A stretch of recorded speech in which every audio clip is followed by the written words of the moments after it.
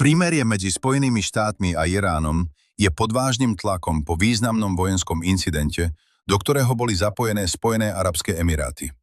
Emirátsky predstavitelia potvrdili, že 4 riadené strely vypálené z Iránu boli zachytené nad územnými vodami SAE, pričom samostatný útok dronom zapálil veľký požiar na ropnom termináli Fudžajre, najväčšom ropnom prístave krajiny.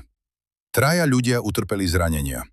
Ide o prvý útok na pôde SAE od chvíle, keď bolo začiatkom apríla dohodnuté prímerie medzi Iránom a USA a naznačuje potenciálne nebezpečnú novú fázu prebiehajúceho konfliktu. Eskalácia nastala v rovnaký deň, keď Spojené štáty oznámili, že sa chystajú prelomiť iránsku blokádu Hormuzského prielivu, operáciu, ktorú prezident Donald Trump nazval Projekt Sloboda. 2 americkí torpédoborce s riadenými strelami a 2 obchodné lode plávajúce pod americkou vlajkou preplávali prielivom, pričom americké sily počas prechodu zničili 6 iránskych malých člnov. Trump, ktorý sa vyjadril na sociálnych sieťach, zaujal sebavedomý tón a tvrdil, že Iránu chýba námorná a vzdušná sila na to, aby kládol vážny odpor a že operácia prebieha hladko. Taktiež poznamenal, že okrem incidentu s juhokorejskou nákladnou loďou nedošlo počas prechodu k žiadnym významným škodám. Rozsah americkej vojenskej prítomnosti v regióne je značný. Podľa ústredného veliteľstva USA sa operácia uskutočňuje za účasti torpédoborcov s riadenými strelami, viac ako 100 lietadiel, dronov a približne 15 000 vojenských príslušníkov. Predstavitelia opísali viacvrstvový obranný systém navrhnutý na zachytávanie akýchkoľvek iránskych striel alebo dronov, pričom terminálna obrana je umiestnená priamo v prielivem, samotnom, ako posledná línia ochrany. Iránska štátna televízia však tvrdila, že jej námorníctvo vystrelilo varovné výstrely na americké vojnové lode a obvinilo ich z toho, že jeden americký torpédoborec bol zasiahnutý. Tvrdenie, ktoré americkí vojenskí velitelia kategoricky popreli. Z Washingtonu vyplynul obraz prezidenta, ktorý sa snaží vyriešiť domáci ekonomický problém a nie úmyselne znovu rozpútať vojnu.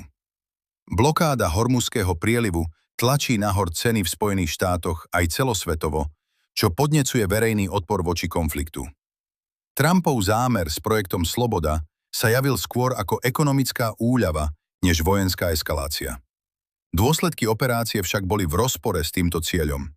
Ceny ropy vzrástli a americké akciové trhy poklesli, čo naznačuje, že tento krok sa zatiaľ ekonomicky minul účinkom. Oficiálne ani Washington, ani Teherán nevyhlásili koniec prímeria a obe strany sa zdajú byť v mimoriadne chúlostivej situácii. Trump naznačil, že USA sú pripravené spustiť nové útoky na Irán z regionálnych základní, ak to bude potrebné, hoci to bolo rámcované ako možnosť, nie ako zámer. Iránsky minister zahraničných vecí medzitým povedal zákonodarcom, že momentálne neprebieha žiadne jadrové rokovanie s Američanmi a že nebude žiadny návrat k predvojnovému stavu. Iránsky predstavitelia naznačili, že majú v úmysle zaviesť nové mechanizmy na kontrolu prielivu a že plavidlám z krajín, ktoré považujú za nepriateľské, nebude povolený voľný prechod. Hĺbšie strategické napätie je zrejmé. USA potrebujú mať prieliv otvorený, aby zmiernili ekonomický tlak doma, zatiaľ čo Irán považuje kontrolu nad ním za vojenské aktívum aj formu páky. Medzinárodný editor Jeremy Bowen jasne vystihol nebezpečenstvo. Toto je presne ten druh momentu, kde môžu nesprávne odhady zámerov vyústiť do niečoho oveľa horšieho.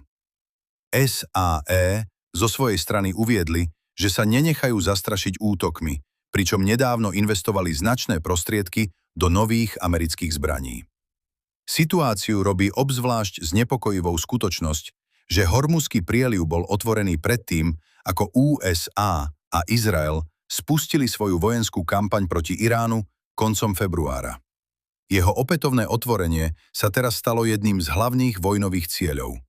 Irónia, ktorá počiarkuje nedostatok jasného strategického plánovania za pôvodnou ofenzívou.